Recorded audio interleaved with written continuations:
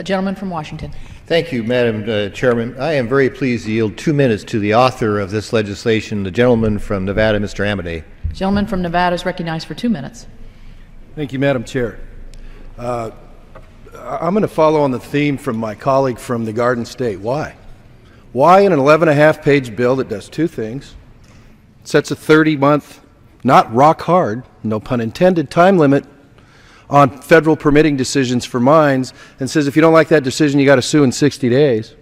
Why are you not talking about what's the problem with 2.5 years to talk about the permit? What's the problem with providing some predictability to the timing of the permitting process? What's the problem with not stringing people out under NEPA for over a decade for mine decisions? Why are we not hearing about that? The giveaway stuff is phenomenally entertaining. This does nothing to tax law, this does nothing to safety law, this does nothing to supplant NEPA, and this does nothing to supplant any state things. This is an 11-plus page bill that says you got 30 months. And by the way, if you both agree, you can use more than 30 months. Well, what's the translation of that? God forbid we have collaboration between an applicant and a federal land use agency in this process. Why are you afraid of collaboration?